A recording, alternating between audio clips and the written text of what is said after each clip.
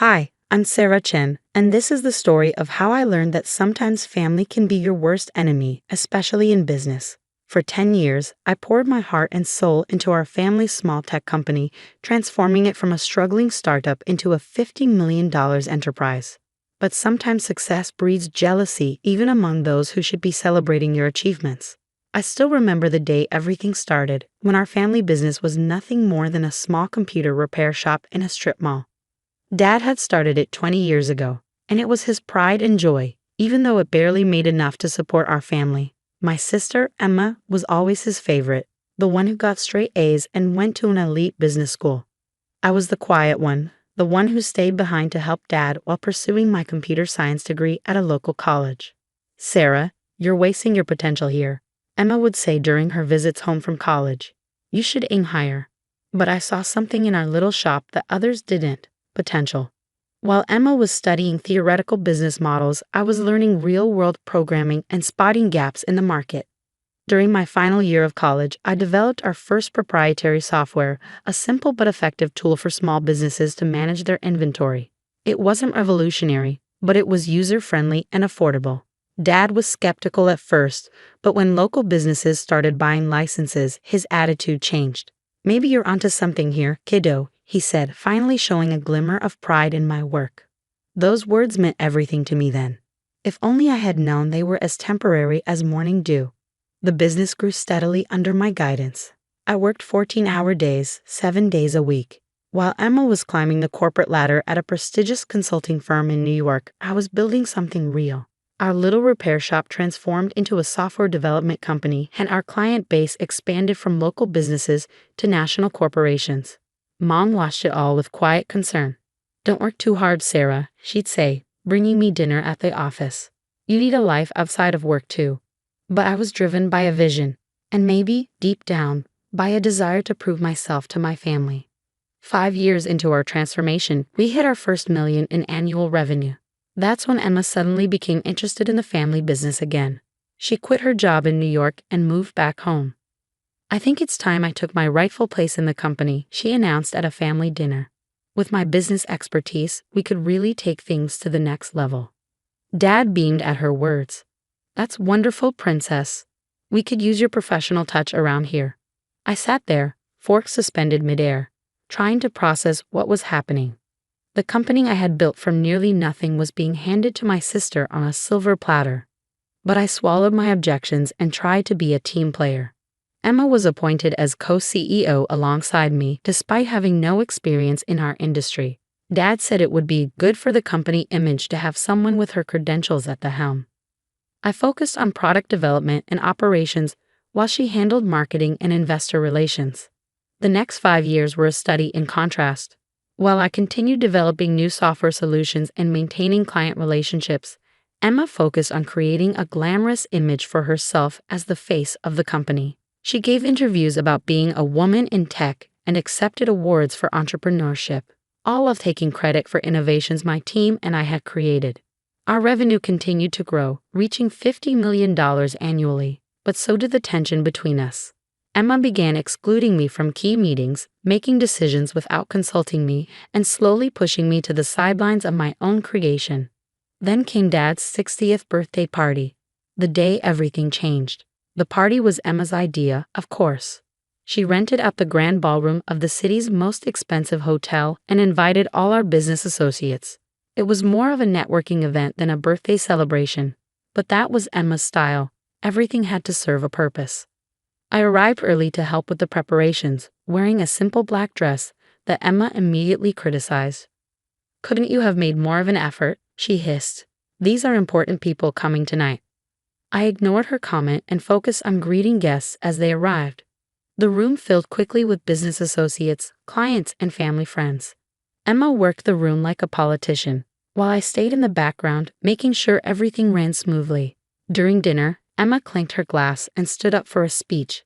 I expected the usual, a touching tribute to Dad, maybe some memories from our childhood. Instead, she dropped a bomb that would shatter our family forever. "As we celebrate Dad's 60th birthday," she began, her voice carrying across the silent room, "I think it's time to announce some changes at Chen Technologies. The board has agreed that the company needs unified leadership to move forward. My heart stopped. Board meetings? What board meetings? For too long, we've been held back by outdated thinking and resistance to change, Emma continued, her eyes fixing on me. That's why, effective immediately, I will be taking over as sole CEO. It's time for certain elements that are no longer serving our growth to step aside. The room erupted in murmurs. I sat there, frozen, as Emma continued her character assassination disguised as a corporate announcement. Some people, she said, her voice dripping with false sympathy, are better suited to technical roles rather than leadership. My sister Sarah has been adequate in maintaining our legacy systems, but to compete in today's market, we need vision. We need excellence. And frankly, Sarah, you're just not cut out for this level of business. I looked at Dad, expecting, hoping, he would stand up for me. Instead, he was nodding along with Emma's words, a proud smile on his face. Mom stared at her plate, her hands trembling slightly. The truth is, Emma continued, her voice rising, you're worthless in today's business world, Sarah. Your old-fashioned ideas and lack of proper business education have become a liability. It's time for you to step aside gracefully. The silence in the room was deafening. Hundreds of eyes turned to me, waiting for my response. I could feel the pity, the schadenfreude, the judgment. Everything I had built, every sacrifice I had made, was being stripped away in front of everyone I knew. I stood up slowly, my chair scraping against the floor. The sound echoed through the ballroom like a gunshot. Everyone expected a scene, perhaps tears, maybe a shouting match. Instead, I simply picked up my purse, walked to Dad's table, and placed a small wrapped package in front of him. Happy birthday, Dad, I said quietly. Then I walked out of the ballroom, head held high, leaving behind the whispers and stares. That night, as I sat in my home office surrounded by awards and patents that bore my name, I made a decision. Emma thought she had won, but she had forgotten one crucial detail, something that would turn her moment of triumph into the biggest mistake of her life. As I powered up my laptop and began typing, a small smile played on my lips. Tomorrow would be interesting indeed. After all, there's more than one way to run a successful business, and I had learned more in 10 years than Emma had learned in all her fancy business classes. The next morning would bring changes that none of them saw coming, changes that would make them realize exactly how worthless I really was. The next morning dawned bright and clear. I arrived at the office early before anyone else and waited. At precisely 9 a.m., Emma strutted through the front doors with Dad beside her, both wearing triumphant smiles that were about to be wiped from their faces. Sarah?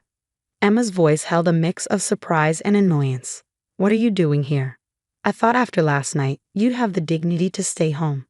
I smiled, remembering the email I had sent at 3 a.m. to every major client, partner, and employee of Chen Technologies. Just wrapping up some loose ends, sister dear. But since you're here, we should probably talk about the company's future.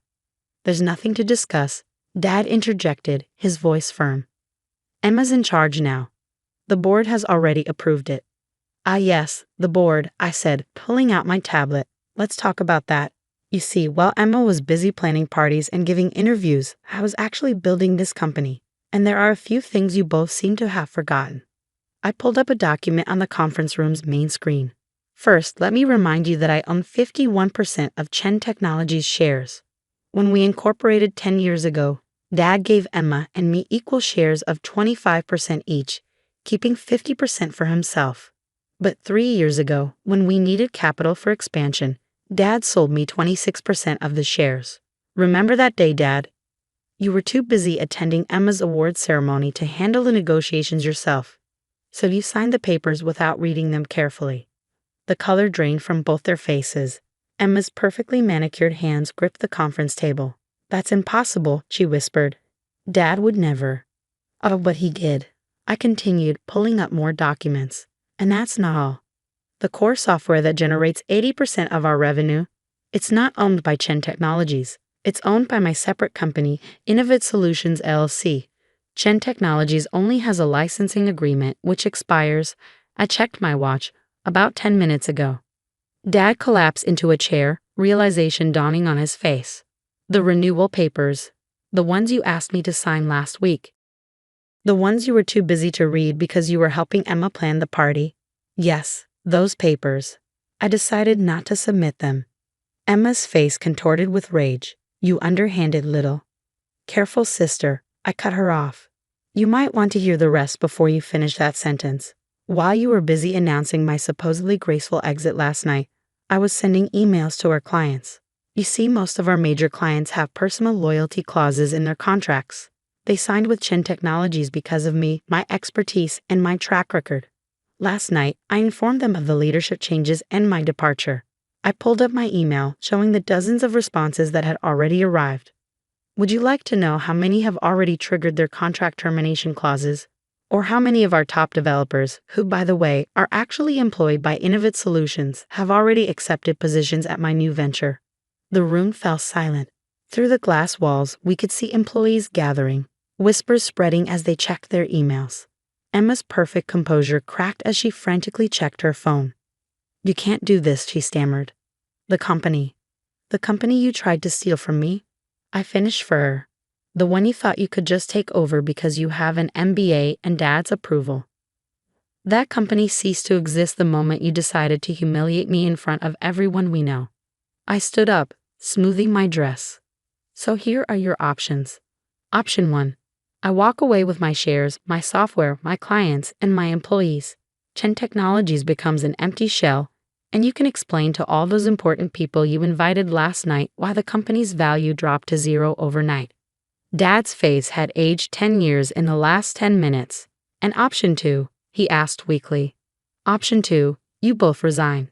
I take full control of Chen Technologies. You keep your shares as silent partners, receiving dividends but having no say in operations. Emma gets a nice severance package and glowing references for her next job, somewhere far away from here. Emma's face had turned an interesting shade of red. You planned this all along, didn't you? You've just been waiting for the right moment to stab us in the back. I laughed, but there was no humor in it. No, Emma. I spent 10 years trying to be a good daughter and sister while you both took me for granted. I built this company from nothing while you collected accolades for my work.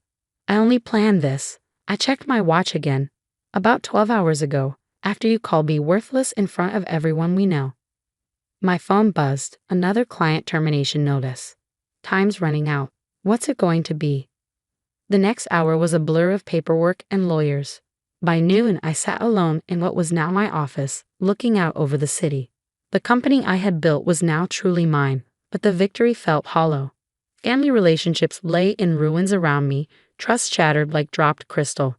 Mom came to see me that evening, her eyes red from crying. Did it have to end this way? She asked softly. They gave me no choice, I replied, my voice gentle but firm. They would have taken everything I built and discarded me without a second thought. She nodded slowly, understanding but sad. What happens now? I showed her the plans I had already drawn up, expansions, new product lines, innovations I had been holding back. Now I built something even bigger, but this time, I'd do it without having to carry people who see me as worthless. Over the next year, Chen Technologies, under my sole leadership, tripled in value. Emma found a job with a startup in Silicon Valley, humbled but hopefully wiser. Dad retired, finally understanding that his golden child had nearly destroyed his legacy. We see each other at holidays, maintaining a polite distance that masks the wounds that may never fully heal. Sometimes late at night, I look at old family photos and feel a twinge of sadness for what we lost. But then I remember that night at the birthday party, the look of disdain on Emma's face. The way Dad nodded along with her cruel words. In business and in family, respect is earned, not given. They learned that lesson too late. As for me, I learned that sometimes the quiet ones, the ones dismissed as worthless, are the ones you should watch out for, because we're the ones who know how to build something from nothing and how to take it all back when others try to steal it. My story spread through business circles, a cautionary tale about underestimating the wrong person. These days, when I attend industry events, I often catch whispers. That's Sarah Chen, the one who. They never finish the sentence, but they don't have to. My success speaks for itself. Last week, I received an invitation to speak at Emma's business school's graduation ceremony. The topic? Hidden Strengths, the Power of Underestimated Leaders. I accepted the invitation with a small smile, already planning my speech. After all, I have quite a story to tell. The company continues to thrive under my leadership, but more importantly, I found peace with my decisions. Sometimes the strongest message you can send is simply proving people wrong. And sometimes the best revenge isn't about destroying others. It's about rising so high that they can't help but see their own mistakes. As I write this from my office overlooking the city, I'm reminded of something my mother once told me. Success is the best revenge, but wisdom is knowing when to stop seeking revenge and start seeking growth. She was right. I've moved past the need for revenge now. These days, I focus on building something meaningful, something that will outlast all the petty jealousies and family dramas. I still keep that wrapped birthday present I never gave Dad. A photo album of the company's journey from that tiny repair shop to what it is today. Maybe someday when the wounds have healed enough, I'll finally give it to him. Until then, it serves as a reminder that our greatest strengths often come from the very things others underestimate about us.